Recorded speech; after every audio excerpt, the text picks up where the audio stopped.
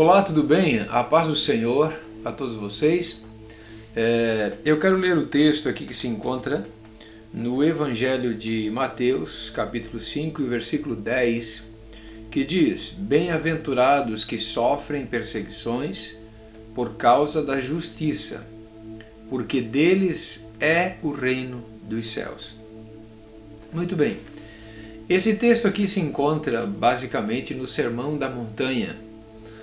O Sermão da Montanha, ele começa no capítulo 5 e ele vai até o capítulo 8. Se você perceber, você vai ver que no capítulo 5, na entrada do capítulo 5, o texto vai dizer que Jesus subindo ao monte.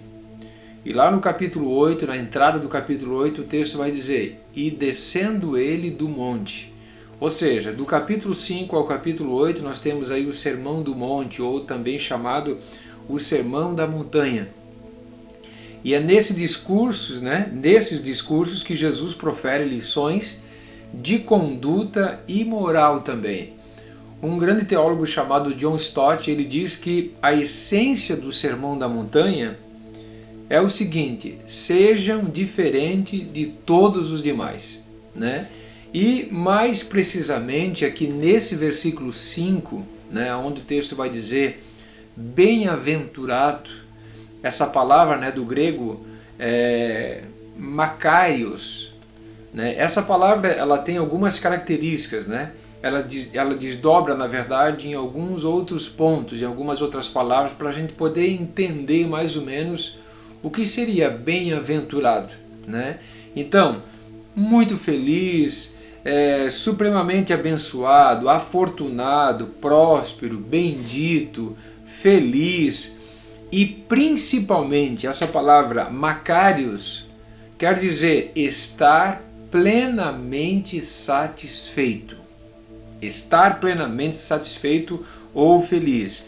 E essa felicidade que resulta da salvação, então essa satisfação, essa alegria, essa felicidade não é o resultado de situações da nossa vida, situações boas, não é o resultado disso. Mas essa felicidade é a habitação do Espírito Santo em nossa vida, que nos proporciona a combater toda essa dificuldade que nos norteia, trazendo essa perseguição por causa do nome de Jesus. Então olha só, essa bem-aventurança implica o estado afortunado daqueles que fazem parte do reino dos céus. E é interessante isso, daqueles que fazem parte do reino dos céus, porque o texto vai dizer, tanto lá no versículo 3 como no versículo 10, o texto vai dizer assim, que desses é o reino. Então esse verbo já está no presente participativo, ou seja, você já pode viver esse reino dos céus aqui, nessa esfera humana. Isso é muito interessante.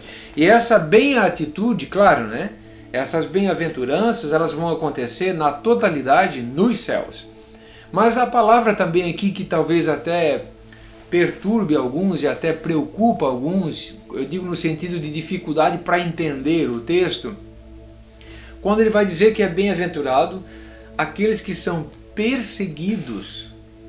Ou seja, como manter uma plena felicidade, como manter uma plena satisfação, sendo perseguido. E o texto vai dizer por causa da justiça, ou seja, por causa da conduta justa e piedosa do cristão, que traz sobre si automaticamente, quando ele tem essa vida ajustada com Deus, ele vai trazer sobre si ódio, ele vai trazer inimizade às pessoas, ele vai trazer a perseguição daqueles que estão à sua volta, por causa da justiça. O próprio Jesus diz que ele veio trazer não paz, mas sim a guerra sobre a terra. E como entender um texto desse? Claro que quando você opta por servir a Deus, quando você opta em ter uma vida justa, uma conduta piedosa, automaticamente você vai atrair para você perseguição, guerra, o próprio ódio e aí por diante. E é interessante que a nossa conduta, ela denuncia a vida pecaminosa daqueles que estão à nossa volta. Então, sem palavras, sem precisar dizer alguma coisa, mas o teu proceder está dizendo para as pessoas que estão à tua volta: vocês estão vivendo uma vida errada. E isso deixa eles incômodos, né? E por isso que venho através deles, né, parentes, amigos, vizinhos, vem através dessas pessoas a perseguição sobre as nossas vidas. Não uma perseguição aberta como acontecia, né, lá na igreja primitiva, né, ou como acontece até inclusive em alguns países onde o evangelho não pode entrar, né, uma perseguição onde mata, onde destrói a família e tudo mais. Mas uma perseguição de ódio, de calúnia, né, de pessoas que não querem saber da nossa felicidade ou da nossa vida com Cristo.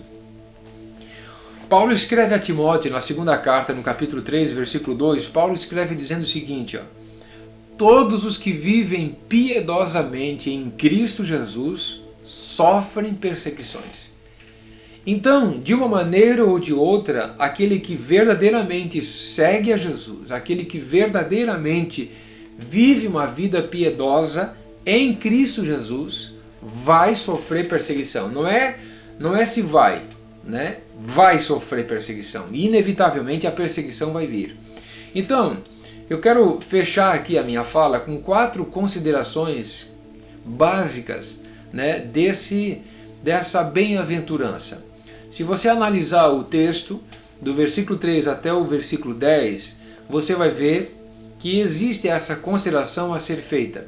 Primeira delas, que eu anotei aqui, fala a respeito, essa bem-aventurança, fala a respeito de um código de ética, de um padrão de conduta de alguém que serve a Deus, que vai totalmente diferenciar a vida dessa pessoa de todas aquelas que estão à sua volta que não fazem a vontade de Deus. Segundo ponto que eu coloco aqui, ou a segunda consideração, o contraste dos valores eternos com os valores terrenos.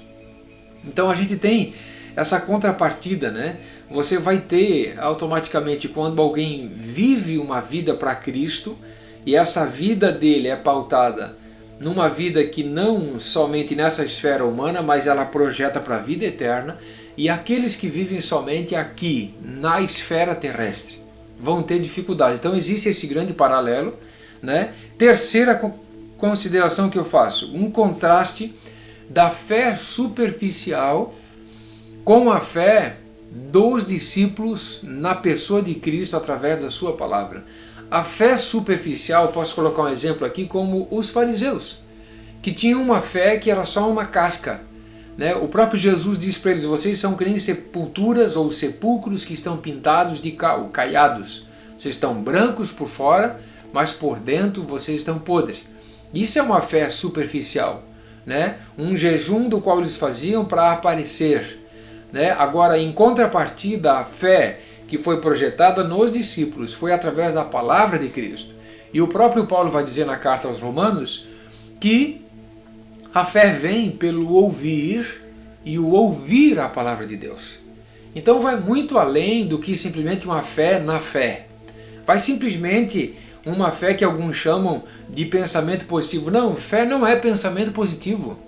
Fé é você saber que Deus pode fazer aquilo que você não pode, né? E o quarto ponto que eu quero considerar aqui seria a contrapartida também, a expectativa que havia no Antigo Testamento concernente ao reino dos céus, né?